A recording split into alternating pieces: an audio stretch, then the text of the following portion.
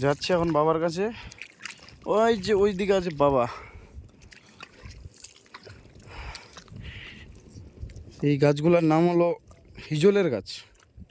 মানে আমাদের এখানে এই জমি আছে কি না, তো শুধু একবার বলতে হয় যে হিজলের গাছের ওখানে যাব।